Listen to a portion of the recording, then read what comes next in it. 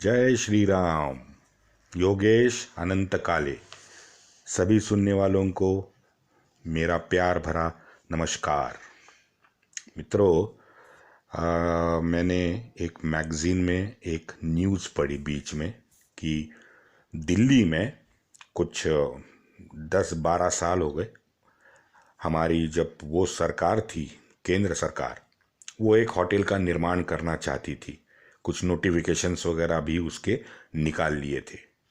अच्छा, ये क्यों करना चाहती थी? क्योंकि उस सरकार ने सोचा कि एक हमारा 7 स्टार होटल है जो सम्राट अशोक के नाम का है, तो सेक्युलर कायदे के अनुसार इन सेक्युलर भांडों को बैलेंसिंग एक्ट करना बहुत ज़रूरी था। तो उन्होंने शायद सोचा कि अशोक का नाम दिया है तो एक ये दरिंदे मोमिन का भी नाम का होटल होना ज़रूरी है। तो अकबर का नाम उसमें आ गया था कि अकबर के नाम से होटल का निर्माण करे। शुक्र है भगवान का, उस होटल का निर्माण का कोई आगे प्रोजेक्ट बढ़ा ही नहीं। अगर लोगों से सुझाव मांगता तो मैं सुझाव देता कि भाई मीना बाज़ार का नाम अकबर बाज़ार कर दो।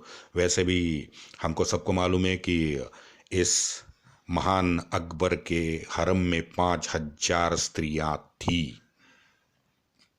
तो यहीं चलते हैं। आज सुनते हैं इस हमारे जो वामपंथी कथाकार हैं, इन वामपंथी कथाकारों का प्यारा दुलारा गंगा जमुना तहजीब वाला गंदी गलीज सिक्यूलर हरामी दरिंदा सम्राट अकबर। हमने वैसे पढ़ा है ना, चैप्टर ही था उसके ऊपर हमारा, तो है ना, स्कूल में क्या कहते थे? Akbar the great Mughal emperor. वैसे मित्रों, हम सब जानते हैं कि हमारे बुजुर्ग हमेशा कहते हैं कि एक कोई अगर मनुष्य हो और उसकी जीवनी का आपको अभ्यास करना हो तो आपको उसकी बैकग्राउंड देखनी बड़ी ज़रूरी है, क्योंकि वहीं से आपको उसकी फितरत या उसके संस्कार और उसने अपनी जीवनी में जो भी कुछ किया है उसका रेफरेंस हमें उसके संस्कार और उसकी फितरत और उसकी जो बैकग्राउंड है उससे मिलता है। ये हमने बार बार सुना है। तो आज यहीं हम अकबर की थोड़ी सी फितरत और उसकी बैकग्राउंड देखेंगे। वैसे अकबर पे लिखने वाले जो मेन 4 लोग हैं, अब्दुल फजल, निजामुद्दीन बदायूनी और विंसेंट स्मिथ,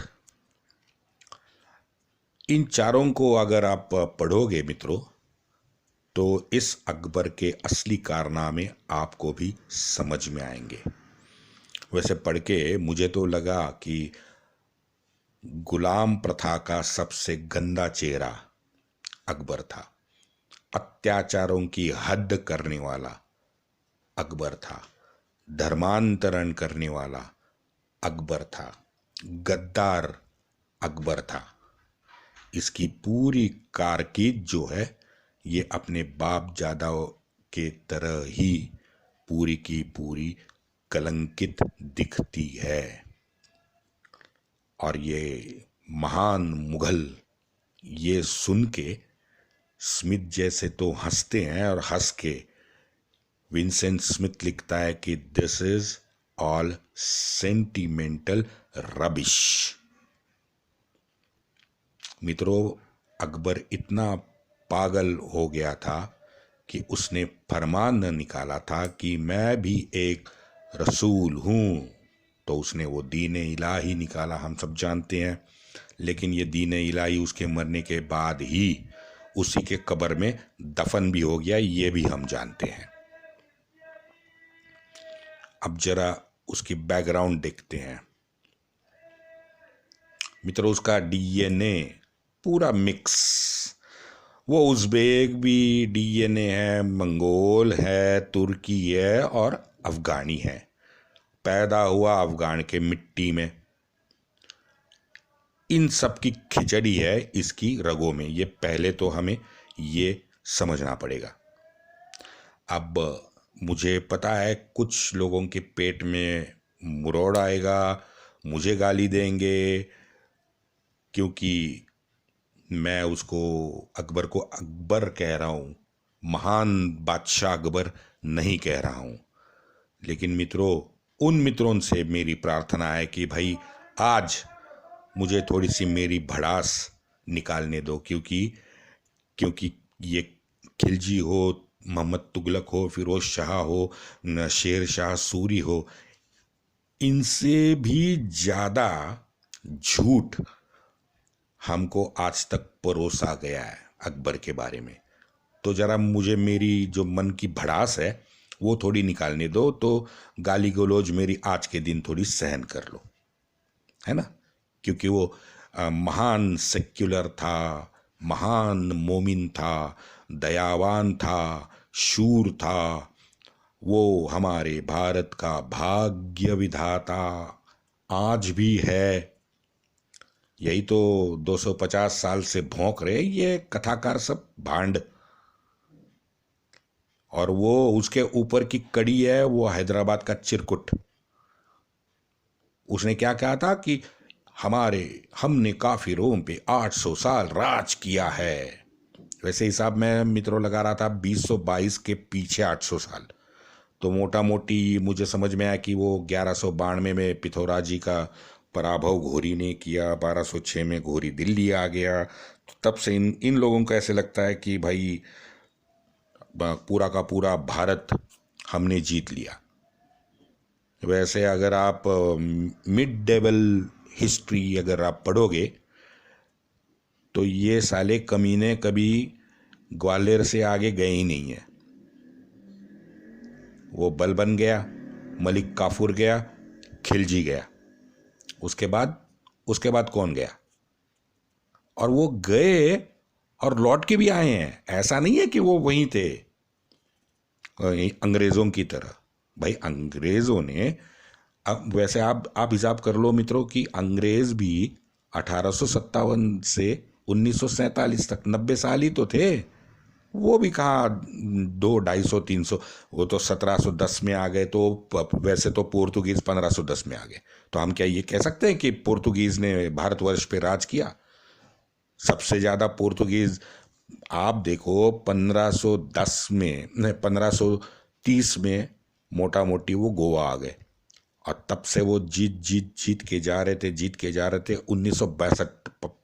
तो आप देखो सबसे ज़्यादा राज तो गोवा पे पोर्तुगीज़ों ने किया है। लेकिन आज भी हम ये नहीं कह सकते कि उसने पूरे भारतवर्ष में राज किया है।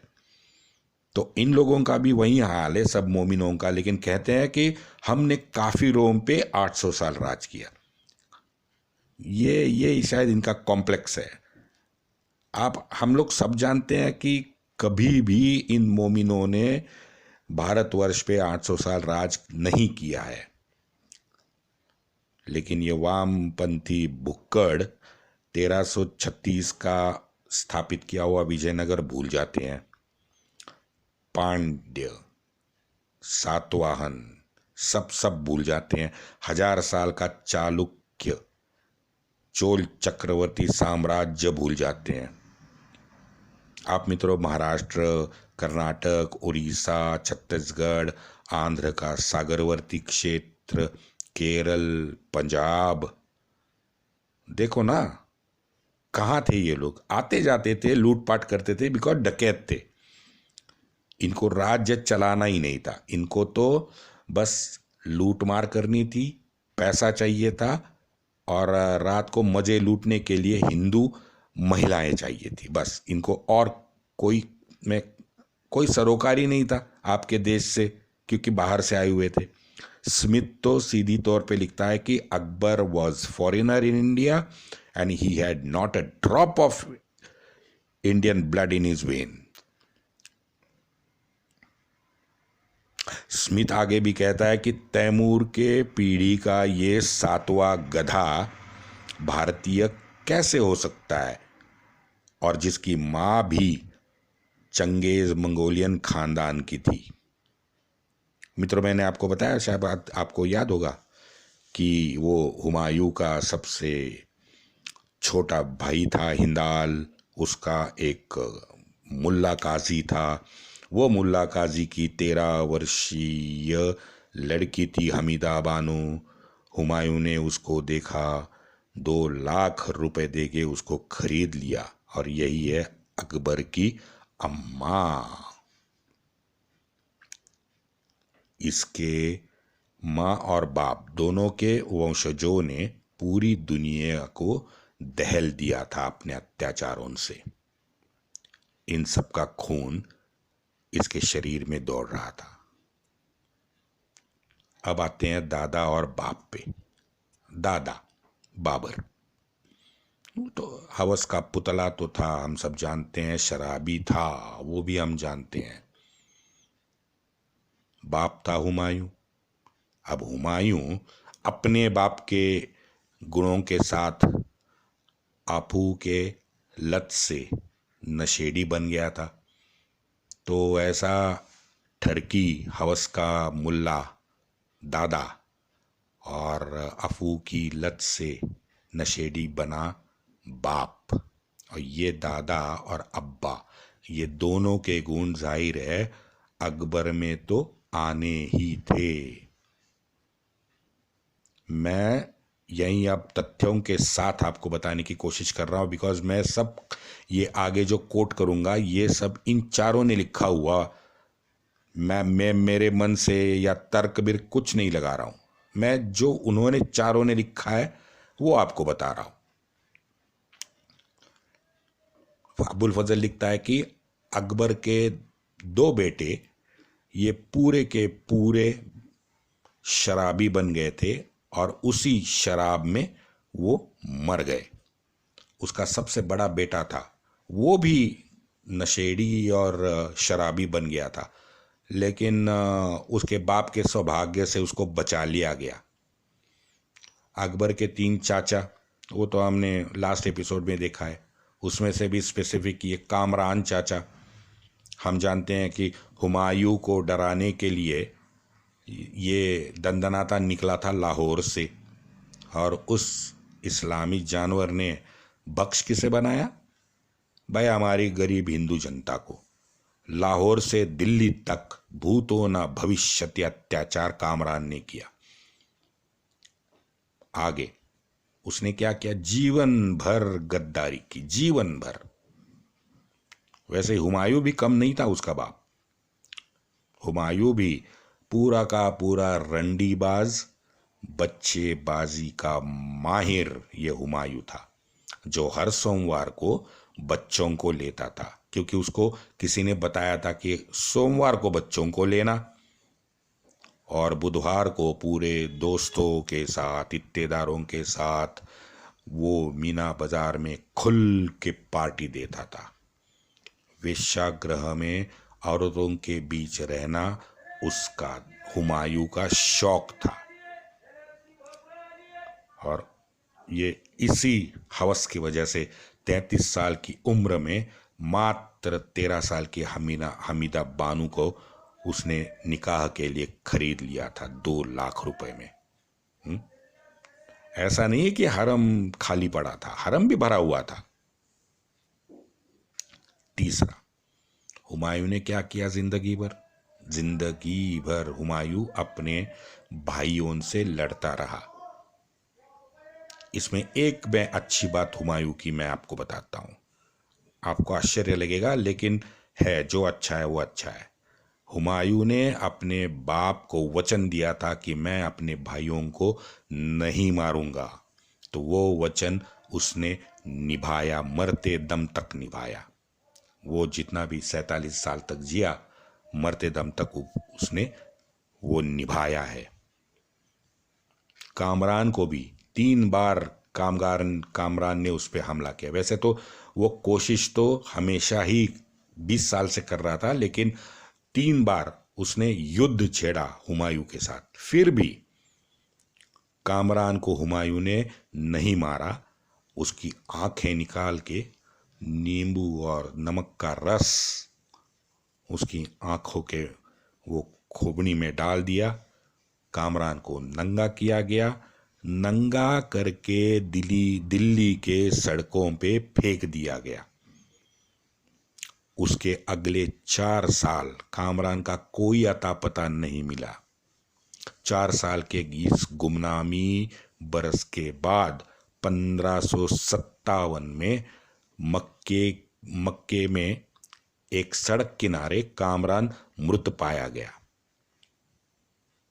अब ऐसे महान खानदान का ये महान मुगल एम्परर, ये भी नशेड़ी, अत्याचारी, बलात्कारी, क्रूरात्मा सब था। अब जरा देखते हैं भाई स्मिथ क्या कहता है। स्मिथ उसके पर्सनालिटी जो उसने देखी है, एक्चुअली पर्सनालिटी उसकी देखी है एक राजदूत ने, तो उसको स्मिथ कोट करता है कि अकबर 5 फुट 7 इंच का था। अकबर की छाती बहुत चौड़ी थी। उसके आर्म्स भी एकदम मसल वाले आर्म्स थे, लेकिन वो बाएं पैर से लंगड़ा था। अब आप ये सुन के देखो कि कितना गंदा पोस्चरिंग उसका होगा। लेकिन अब्दुल फजल ये तो चाटुकार है, पक्का चाटुकार है। वो तो अकबर को दिल्ली का सबसे बड़ा हैंडसम कहता है। अब भाई ये था हैंडसम। अब बताइए, जिसका कॉम्प्लेक्शन डार्क था, हाँ, जिसके नाक और अपर लिप में एक छेद जैसा था, वो सबसे महान दिल्ली का हैंडसम बंदा था। अब बताइए किस पे हम विश्वास रखें, अबुल फजल पे रखें या स्मिथ पे रखें? क्योंकि स्मिथ जो लिखता है वो एक राजदूत भी लिखता है। तो अगर लोकशाही पद्धति से गए तो 2:1 हो जाएगा। स्मिथ आगे कहता है कि अकबर अक्सर दारू के साथ अफू का सेवन करता था। अच्छा, अकबर का लड़का जहांगीर, वो पढ़ा लिखा था। उसने क्या लिखा है? खुद ने लिखा है अपने बाप के बारे में। जहांगीर लिखता है, मेरा बाप जब नशा नहीं करता था तो मुझे शेखू बाबू बुलाता था। आप सोचो, एक बच्चा अपने बाप के बारे में ये कह रहा है। मित्रों, एक एक शब्द पे ध्यान दो। मेरा बाप जब नशा नहीं करता था तो मुझे शेखू बाबू बुलाता था। ये चाटुकार जो राज दरबारी थे अकबर के, उन्होंने अकबर का अंदरूनी परिवार का कलह जो था वो क्यों नहीं लिखा? मात्र 1-2 ने लिखा, बाकी 7-8 लोगों ने कुछ भी नहीं लिखा। लिखा नहीं है या बाद में काटा गया, ये हमें पता नहीं है।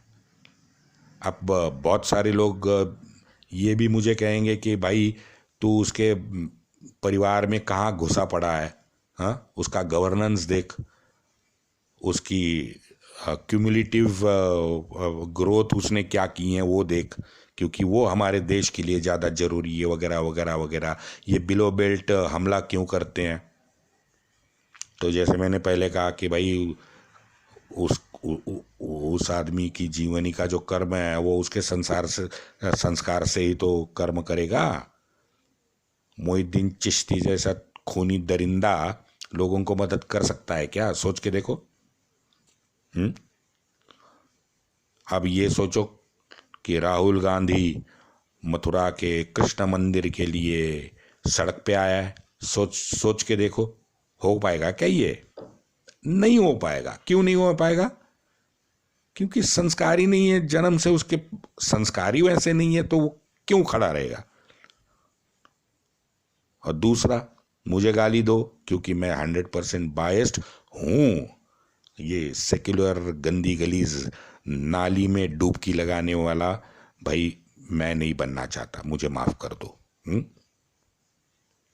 जो ये इस्लामी कट्टर मुल्ले कुत्ते हैं ना, और वो वामपंथी भेड़िए, ये दोनों हमारे संस्कृति को अब डुबाने पूरे के पूरे दम थम के साथ लगे हुए हैं। तो मुझे बायस्ड बनना ही पड़ेगा, क्योंकि मेरी संस्कृति हम सबको बचानी है। जिसको बचानी है उसको बायस्ड बनना पड़ेगा। ये पॉलिटिकली करेक्ट मुझे नहीं बनना है भाई। क्यों बनूं मैं? वो मैंने ऊपर कहा ना, राजदूत, उसका नाम था एक्वा वीवा। अब ये अकबर के दरबार में बैठता था, तो एक्वा वीवा कहता है, उसने लिख के छोड़ा है कि अकबर इतने नशे में रहता था कि मुझसे बात करते समय वो बार बार सोता था।